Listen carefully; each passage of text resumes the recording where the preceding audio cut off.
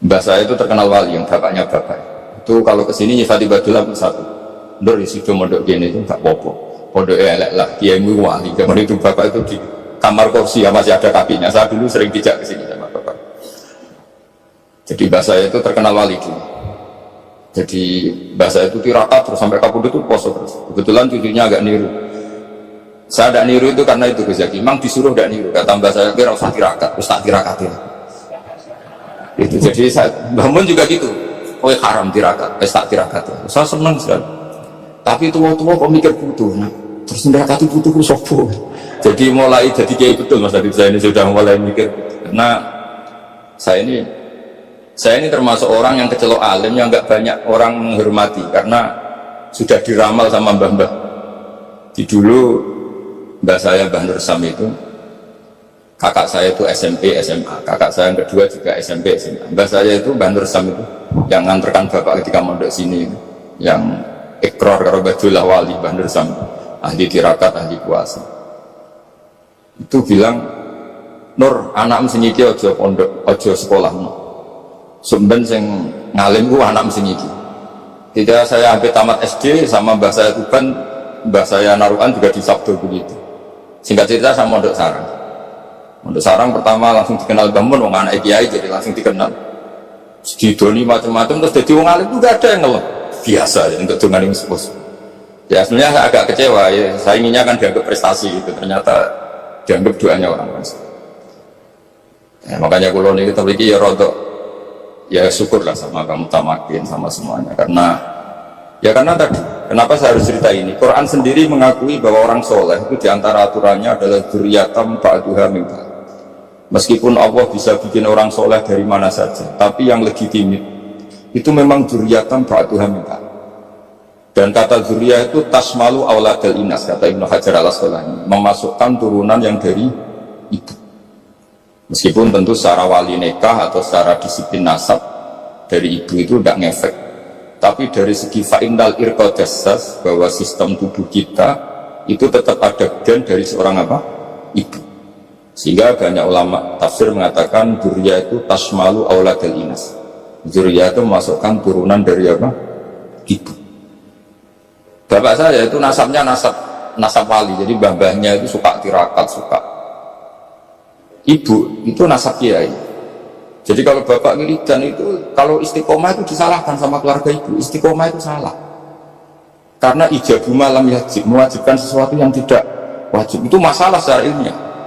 Bangun itu sering kritik kalau ada pondok wajib puasa, wajib merawat, itu sering kritik. Itu secara fikih bahaya. Ijabu malam yajib, mewajibkan sesuatu yang tidak wajib, dan itu kriminal dalam bab fikih. Betul itu, sama cari di Sulam Taufik, babnya itu ngeri. Ijabu malam yajib itu tidak dihitung minal kabair, dicari sendiri itu di bab Sulam Taufik, tidak perlu saya sebut. Itu parah betul malah cara menfonis Abdullah bin Husain bin Thohir di Sulam Taufik, ijabu malam yajib. Tapi pondok-pondok yang tirakat tidak kurang dalih.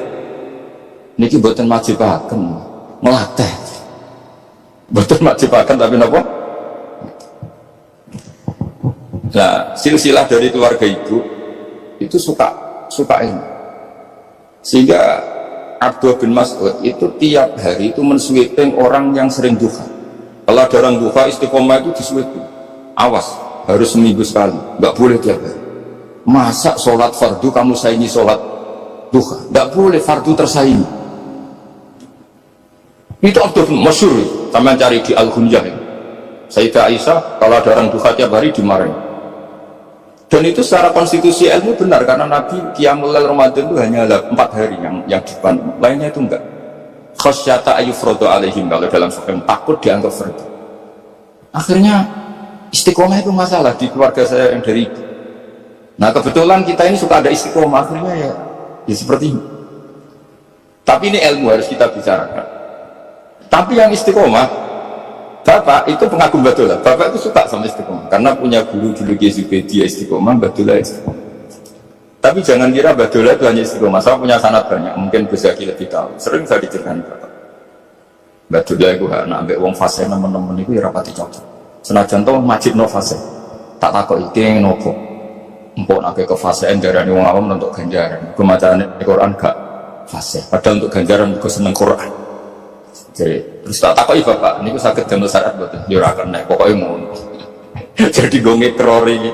Artinya beliau tidak ingin lah, gara-gara kita terlalu pakem tajwid, kemudian nganggap siapa aja baca Quran salah, kemudian tidak dapat pahala. Bisa saja hamalahum ala ayatul Quran, apa mahabbatuhum wa iskuhum wa kada wa kada. Jadi akhirnya saya jadi tahu, oke secara makhraj salah, tapi isepnya benar, mahabbahnya benar, brontonya benar. Jadi sebetulnya Abdullah itu punya sekian makalah tentang ilmu. Hikam juga gitu. Nur nak cah santri ngaji Ihya itu jauh oleh, saya nak hikam mojo. Maksudnya beliau entah kalau setelah itu Abdullah itu melarang siapa saja santri ngaji hikam itu dilarangnya ada kelas tertentu untuk boleh ngaji hikam. Nah kenapa saya cerita ini? Karena saya masih ingat betul di antara wasiatnya bangun itu. Perro sebab apa Fatihah kok ihdinas siratal mustaqim, bukan siratoka tapi siratal ladzina an'amta alaihim. Dawe bangun fa inna wa ta'ala la ya'kul wa la yashrab wa la yanqih wa la kadza wa kadza. Allah itu tidak makan, tidak minum, tidak tidur. Jika kita tidak bisa niru Allah. Tapi yang makan tidur itu manusia. Sehingga kalau ingin dekat Allah ya niru siratal ladzina, bukan siratoka. Kita cara tidur niru Kanjeng Nabi, niru ulama, cara makan, cara minum, niru Allah tidak bisa. Makanya bukan ihdinas siratal mustaqim siratoka, tapi siratal ladzina an'amta. Maka dalam beragama itu butuh master, butuh panutan. Ya tentu bangun oleh ngetikan pakai luwet orang-orang kuno. Cara bangun pakai cantol. Maka saya punya makalah banyak dari bapak, dari bangun, dari Mbah Zubair, dari sampai saya itu hafal sanad sampai Rasulullah SAW. Karena yang bisa mengawal ilmu itu sanad. Termasuk saya di sini bawa kitab Ar-Risalah Al-Qusairiyah. Nanti saya baca beberapa panutan kita. Di sini ada Abdul Qasim Al-Junaidi, ada Abu Yazid Al-Bustami, ada banyak ulama yang ditulis Ar-Risalah Al-Qusairiyah. Dan itu yang membentuk Imam Ghazali, kitab Ar-Risalah Al-Qusairiyah.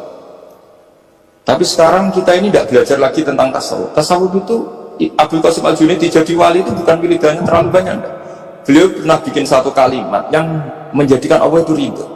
Kalimatnya begini, kalau malam beliau wiridan, ya Allah, kenapa engkau ngasih rezeki saya padahal engkau tidak butuh saya. Kalimatnya sederhana. Kalau seorang majikan ngasih servis sama karyawannya memang butuh pekerjaannya. Orang tua ke anak butuh kasih sayang. Tapi engkau ini zat yang tidak butuh saya, tidak butuh kita, ngapain ngasih? Jadi punya sisi betapa Allah itu luar biasa. Wong tidak butuh kok ngasih, itu kan luar biasa. Jadi karena mensifati seperti itu Allah itu ridho. Itu luar biasa. Normalnya orang memberi itu kan, apalagi orang memberi kiai itu kacau sekali. Satu sewu jaluk swarga, salam tempel 1 juta we jaluk swarga, itu parah lagi. Nanti kalau enggak masuk surga tunda-tunda, itu ngeri lagi. Itu 1 juta minta apa? Surga. Sayyidina Ali itu diantara sebabnya beliau dekat Allah itu karena muamalahnya sama Allah itu benar. Di antara muamalah itu yang diriwayatkan di kitab Ar-Risalah Al-Qusairiyah adalah masyhur. Kafani izzan an takuna li rabban wa kafani fakhran an akuna laka abdan. Tiap malam yang beritanya itu, ya Allah, saya sungguh sangat mulia karena engkau yang jadi Tuhan. Coba kalau saya dituhani manusia yang mati atau dituhani siapa yang mati juga. Wa kafani fakhran an akuna laka abdan. Saya ini bangga sekali karena jadi budak, jadi hamba zat yang tidak mati. Jadi pakem-pakem yang menjadi masyrab kalau dalam bahasa tasawuf itu yang menjadikan wali. Sehingga yang dikatakan ibadah itu apa? Ma'rifatullah, mengenali Allah secara benar. Jadi jangan kira wali-wali dulu terus terlalu istiqomah. Ada juga mereka punya pakem yang menjadikan Allah itu ridho. Saya beri contoh nih, di sini banyak makalah, nanti saya beberapa baca tabaruk. Banyak riwayat dari orang-orang sufi. Nabi Ibrahim itu pernah ketemu orang Majusi. Beliau terkenal sakhok, terkenal sakhiyah. Ketika ketemu orang Majusi, ya Ibrahim, saya ini sehari saja ngasih makan saya. Kamu kan tukang ngasih makan orang. Terus, ya tapi bisyarti antus lima, kamu harus Islam. Sebagainya Nabi Ibrahim adalah, kalau saya menolong dia berarti nolong orang kafir. Setelah orang itu lewat, berlalu, karena Nabi Ibrahim gak mau hormat, Allah memberi wahyu ke Nabi Ibrahim, Kenapa ya Ibrahim tidak kamu terima 1 hari, kamu kasih makan 1 hari? Ya karena dia majusi. Kata Allah, dia umurnya berapa? 60 tahun. Tanyakan, pernah kelaparan kan hanya hari ini? Iya ya. 60 tahun dia kafir tak kasih makan. Minta kamu sehari aja kok gak boleh. Akhirnya Nabi Ibrahim dipanggil orang majusi, dikejar, dipanggil. Ayo tak kasih makan 1 hari. Kok kamu sekarang jadi baik? Habis ditegur Tuhan. Terus kata, ahakada yu'amiluni, apa seperti itu Tuhanmu memu'alamalai saya? Ya na'am. Akhirnya Islam orang majusi. Jadi itu lagi-lagi ilmu. Jadi yang dikatakan ilmu itu satu teori atau kalimat atau apa saja yang menjadikan kita ini pakem. Meskipun pakem itu kadang sulit diterima orang-orang khusyuk. Orang khusyuk itu ya nyun sewu ada sisi nakalnya. Makanya Mbah Mun sering kayak dia bermasyhur, ziyada khusyuan, ziyada jahlan, tambah khusyuk tambah bodoh. Bukan bodoh dengan makna salah itu enggak. Memang kadang terus anti ilmu. Misalnya gini, ini contoh yang karena saya ini mengkhidmati ilmu, saya beri contoh yang urusan ilmu.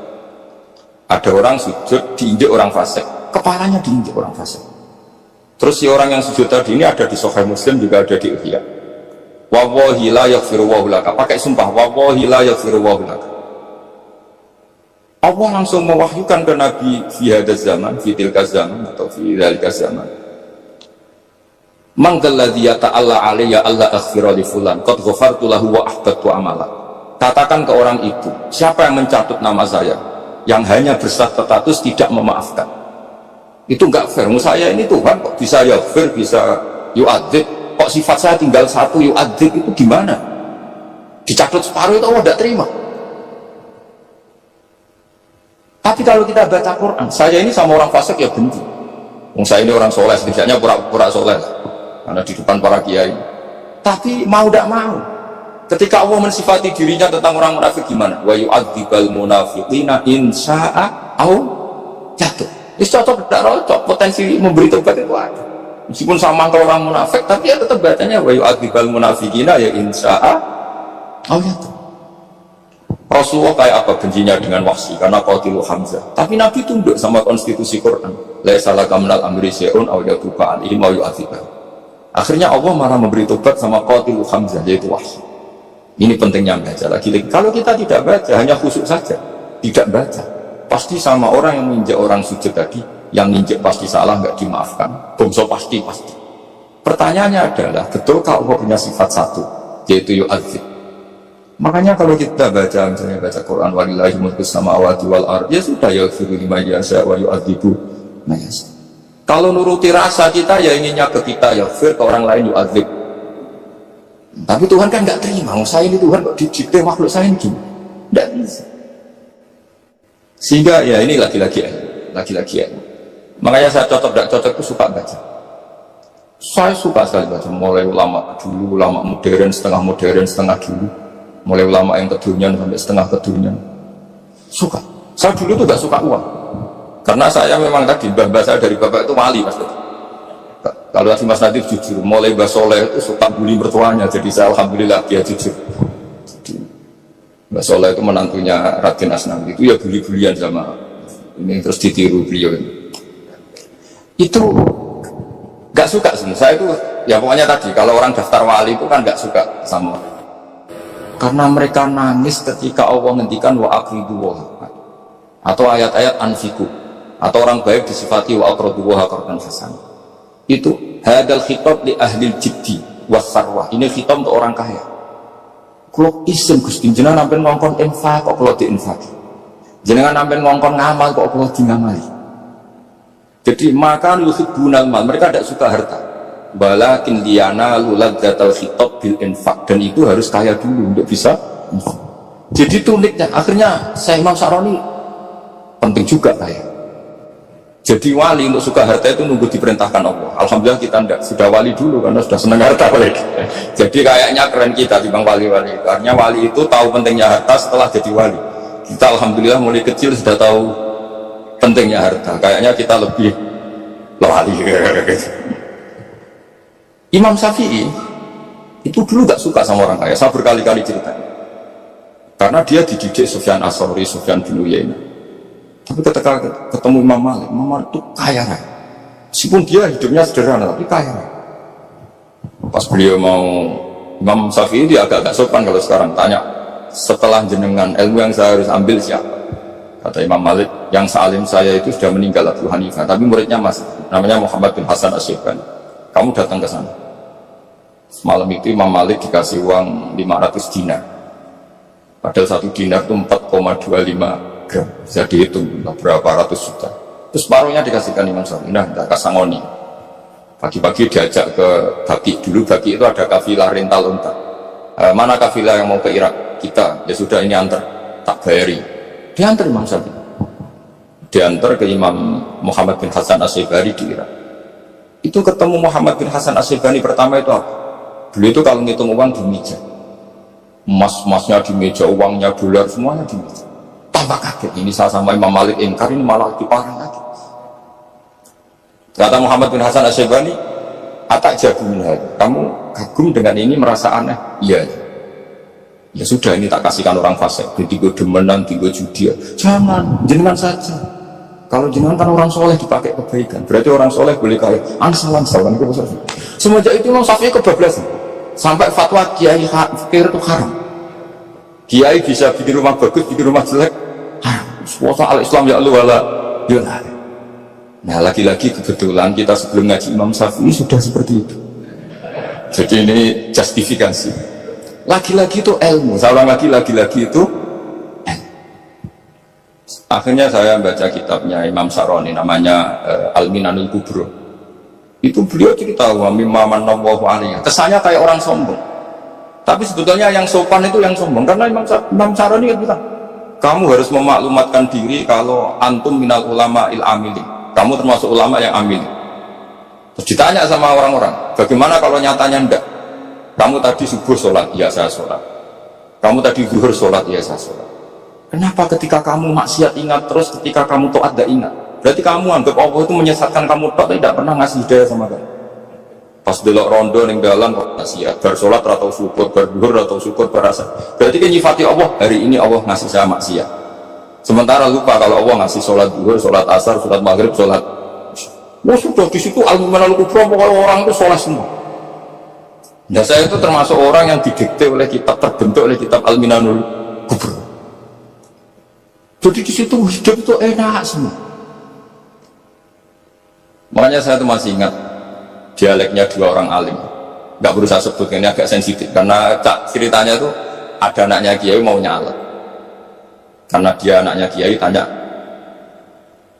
Mbah, dalilin apa nanti yang kepingin jadi jabatan, mencari jabatan besar? Kalau yang jawab tak sebut gak apa-apa namanya. Jawabnya Mbah Mun, oleh gak apa-apa. Nabi Yusuf juga boleh jabatan. Terus beliau baca qalat ani ala khuzainil ardi ini khafifun alim. Nabi Yusuf juga boleh jabatan ya. Didebat sama orang alim. Itu Nabi Yusuf syariatnya itu mansukhoh di syariat Rasulullah Muhammad SAW. Setelah tamunya pulang, Mbah Mun dibantah dari Mbah Mun gini bilang, anut kiai wae oleh pemenang anut Nabi. Sama ingat kalimatnya. Anut kiai wae oleh pemenang anut. Artinya Nabi Yusuf kan minta jabatan ij'alni ala khuzainil. Jadi akhirnya semenjak itu fikih ilmu lagi saya ulang lagi. Akhirnya saya cari, termasuk saya disuruh bangun.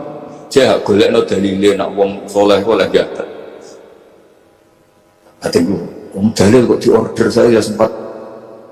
Ternyata saya cari-cari ya tadi am yahsudunan nasa alama atahu wa min faqih faqad ataina ala Ibrahim alkitab wal hikmata wa atainahu mulkan azim. Keluarga Nabi Ibrahim di antara sifat yang disebutkan Allah adalah dikasih mulkan azim. Sebab itu akhirnya kiai Indonesia itu mazhabnya Syafi'iyah semua. Politik ya kerso, jabat ya kerso, proposal ya kerso. Saya ini, maksud saya ini yang menyelamatkan ilmu. Kalau orang khusyuk pasti gede. Kiai kok kirim proposal, kiai kok para pejabat. Tapi orang ilmu setuju. Nah saya nggak tahu setujunya itu bawaan ilmu atau bawaan nafsu. Itu yang mulai saya datang. Nah kalau saya kan bawaan ilmu, saya baca. Itu bedanya saya dengan Mas Nadif, jadi bawaan baca. Karena kemarin saya dibully habis-habisan diutus. Saya tidak punya kesempatan bicara di menantunya Neng Mu'ahid. Wah ini kurang ajar betul orang ini kata saya. Tapi saya nyari sisi positifnya. Kalau saya dibully kan saya madlum. Orang madlum gampang jadi wali. Yang dia bully berarti zalim, ya sudah, berarti wali saya. Nah supaya dia juga wali, sekarang tak bully supaya impas gitu. Jadi ini nolong beliau. Jadi saya 22 hari itu kalau habis itu ke rumah sakit, tapi kalau asar pulang aja, ya begitu terus. Karena mbah-mbah saya itu sukanya ilmu, Masya Allah. Karena ilmu itu penting. Apapun pakemnya para wali itu kalau diingatkan secara ilmu itu terus kayak runtuh. Saya berkali-kali mencontohkan. Dan itu valid, data itu valid. Sufyan bin Uyainah itu orangnya khususnya Masya Allah, gurunya Imam Syafi'i, gurunya Imam Malik. Itu beliau menceritakan dalam kitab Hilyatul Auliya. Nabi Isa itu senengannya itu ceria. Nabi Yahya itu senengannya bersemut, abusan, suka kayak takut akhirat, takut penyakit. Tapi bukan takut corona, enggak ya. Saat akhir-akhir ini fatwa, sekarang jangan baca Uwais Al-Qarani, tapi Al-Qarni. Meskipun saya tahu ada yang baca Qarani di kitab-kitab, ada yang baca Qarni. Tapi sekarang wajib dibaca Al-Qarni sementara. Sekali dibaca Al-Qarani itu nisbatun ilah. Iya, jadi makanya ini untuk sementara dibaca, ngikuti yang baca Uwais Al-Qarni. Meskipun di sarah-sarah apa di Fathir Roh, bagilah di sukun, ya sudahlah sekarang harus ijma dulu Al-Qarni ya, karena kalau Al-Qarani itu. Akhirnya Nabi Isa ditegur sama Nabi Yahya. Mali aroka dohikan ka'annaka ta'manu min makrillah. Saya melihat kamu kok suka tertawa, seakan-akan kamu merasa aman tidak kena azabnya Allah. Nabi Isa akhirnya baris tanya, Mali aroka abisan ka'annaka tai'asu min rahmatillah taknatu min rahmatillah. Kowe mbesenggut wae koyo dunya orang rahmat, anane corona tok. Padahal yo ono mangan, ono guyon, ono nikmat. Dan itu figur besar, akhirnya kita tahu. Dan saya sering cerita juga, setiap dakwah itu Nabi Isa nyari syirorun nas, Nabi Yahya cari khiyarun nas. Tentu alasan Nabi Yahya gampang, berteman orang baik itu baik, nyaman, terus akibatnya juga baik. Nabi Yahya enggak. Limada tanzilu ala syirorin nas. Kenapa kamu singgahnya ke orang-orang yang buruk? Ana tabibun udawil marto. Saya ini dokter, tentu menyembuhkan yang sakit. Akhirnya terus di Indonesia banyak kiai yang kancanan orang fasik ya banyak. Tapi ya tentu yang benar itu yang mensolehkan yang fasik. Yang mesti salah yang menjadi fasik karena ketularannya. Tapi itu lagi-lagi apa? Ilmu yang bisa menjadikan kita percaya itu ilmu. Saya tuh suka sekali baca kitab yang berbeda. Saya sekarang baru belajar kitab orang-orang Hanafi, orang-orang Maliki. Saya kemarin dikirimin hadiah oleh keluarga Pak Kures, ada tanda tangannya Pak Kures dari Habib Ali, dari keluarga beliau. Diri kitab namanya itu Sarah Bukhari, yang dikarang orang India, orang modern, Anwar, Anwar Shah, orang India ya orang. Itu beliau termasuk mujaddid kalau dalam perasaannya orang India. Mensarai Bukhari ya, kira-kira sanadnya Sayyid Muhammad ke beliau itu 3 atau 4. Beliau termasuk orang-orang yang bisa membentuk India seperti itu. India kan banyak syurahul hadis, termasuk Waliwa Dahlawi, terus Syekh Yusuf Al-Kandahlawi, banyak lah saya. Itu beliau cerita di kitab-kitab itu bahwa ilmu itu harus diungkapkan. Terus beliau cerita banyak tentang kewalian. Sampai dalam cerita kewalian itu unik. Dan terus kayak jadi wali itu gampang sekali. Ya diantaranya itu wali itu mau modal rasidu. Sab'atun yuzilluhum wa fi dhillihi yawma la dhilla illa dhilluh. Itu diantaranya itu wa rajulun da'athu imra'atun datu jamalin wa mansibin faqala inni akhafu. Mau modal gak situ. Wis dijak wong ayu menarik muni ra gelem. Modal ra gelem iku iso dadi wah. Iku yuzilluhum wa fi dhillihi yawma la dhilla. Ya. Nah, masalah kita ora digelemi lah itu masalah. Itu sampai. Jadi gampang sekali dalam kitab Al-Minanul Kubra. Dan kalau baca itu enak. Misalnya gini, tentu masa lalu kita yang buruk itu tidak diceritakan oleh orang lain. Dan itu kadang karena gengsi. Tapi kalau melihat hadisnya Nabi itu gampang sekali. Kullu ummati mu'afan ilal mujahirin. Umatku semua itu dimaafkan, kecuali yang memperlihatkan salahnya dosanya. Jadi nggak boleh kalau sampean sekolah nggak naik kelas cerita anaknya. Kalau saat dulu nggak naik kelas, kalau punya utang koperasi tidak pernah bayar, nggak boleh cerita seperti itu. Kalau ditanya, bapak dulu pinter nggak? Oh pinter sekali. Harus bilang gitu, pinter sekali. Pernah ranking sekali, sudah nggak apa-apa itu. Meskipun dengan makna yang lughawi ya. Saya dulu iskal. Kan Nyun Sewu saya ini sering diparani orang yang mau tobat, cerita Gus saya dulu sering main perempuan, sering mabuk, tapi sekarang saya mau tobat gini-gini. Karena ini orang awam, tak terima. Tapi saya bilang gini, kamu jangan cerita ke anak kamu. Terus dia cerita, tapi kan saya harus jujur. Karena ilmunya dia baru selalu jujur itu penting. Terus Pak, menurut kula ora oleh cerita, ora oleh cerita. Ya Gus, oke. Setelah itu saya nyari-nyari sarah, termasuk kitab itu. Kok bisa orang yang tidak mujahirin, orang yang menutupi salahnya malah dimaafkan, yang cerita jujur pernah salah malah tidak. Sangat bener. Misalnya seorang bapak cerita, cuma mau disini nak pacaran tak ambung. Misalnya, anaknya mesti suatu saat kan dia puber, mesti nak ngambung niru bapak ya. Nah kalau yang cerita itu ribuan atau jutaan, cuma zaman pondok itu rezekiku kombodoni. Terus jadi syariatun mutabah. Apalagi yang cerita ini ternyata jadi kiai, ternyata gitu ya tetap jadi kiai. Jadi kalau pura-pura soleh di rumah, pura-pura soleh, seakan-akan di pondok tidak pernah khotbah, tidak pernah setor meluntir, tidak pernah apa kan? Katanya, dan lucunya, oke itu alasan. Alasannya Imam Ghazali itu paling masuk akal. Ini saya cerita. Illa aliman barokahnya baca Imam Ghazali. Fa inna Allah Ta'ala yakrahu zuhurul ma'asi. Wa min asbabi zuhur adalah al-mujahar. Karena Allah itu gak suka maksiat itu begitu kelihatan. Dan awal dari kelihatannya maksiat adalah semua orang cerita. Akhirnya maksiat dianggap biasa saja. Jadi kalau semua orang cerita zaman mondok nakal, itu akhirnya semua orang yang nakal, oh itu niru kiai ini, karena ini niru kan repot. Tapi kalau semua kiai sok suci atau suci betul, dan semoga ya suci betul, kan yang maksiat, yang mau maksiat ini nggak punya alasan, karena masternya nggak pernah masih. Meskipun sebagian yang sultan nggak pernah konangan, nggak tahu, pokoknya yang penting seperti itu.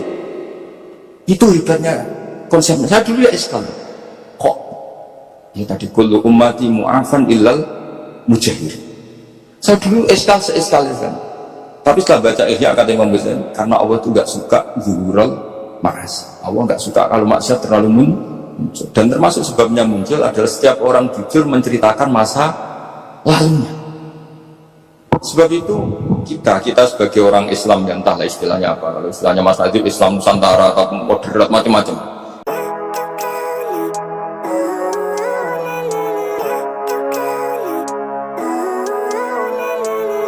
Living life every day, late at night, not okay. All I want, and I pray, all I need are some better days. Fuck me, I'm looking in the mirror.